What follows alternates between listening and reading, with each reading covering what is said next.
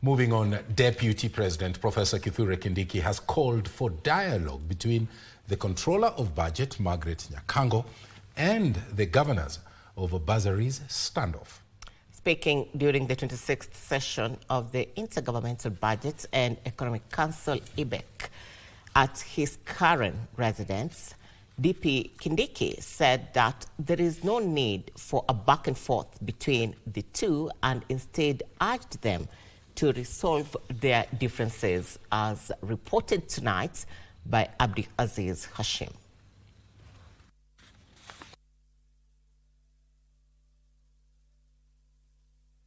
Deputy President Professor Kithure Kindiki chaired the second Intergovernmental Budget and Economic Council meeting at his current residence. It is at the 26th session the country's second-in-command weighed in on the back and forth between the county heads and the Control of Budget, Dr. Margaret Nyakango.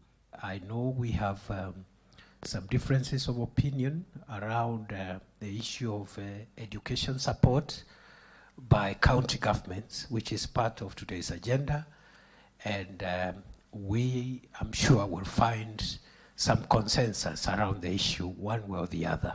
This is after Dr. Nyakango issued a directive to all 47 counties, instructing them to stop allocating bursaries for students, and the governors raised concerns.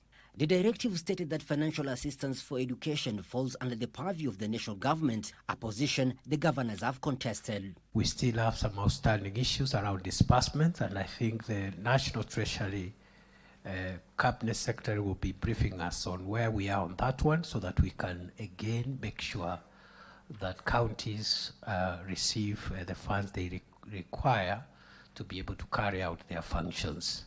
Several governors called for the immediate reversal of the directive, emphasizing that students who rely on this financial aid must be allowed to continue their studies without disruption. We have two tranches of disbursements that are in arrears. There is about 15 billion for 23 counties relating to the month of December, and 33 billion thereabout for all the 47 counties relating to the month of January. I'm hoping that the CS Treasury will discuss that.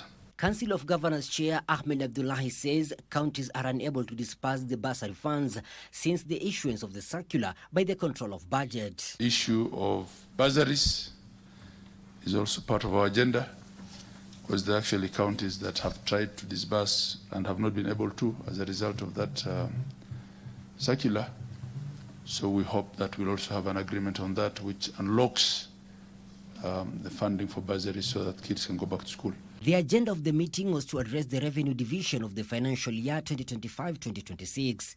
The Deputy President and the Council of Governors will meet with parliamentary leadership next week to deliberate on the figure they will concur and share among the devolved units. We will keep an eye on macroeconomic stability. We don't want interest rates and the foreign exchange rates and the other fundamentals, including inflation, to roll back. So we are keeping an eye on macroeconomic stability.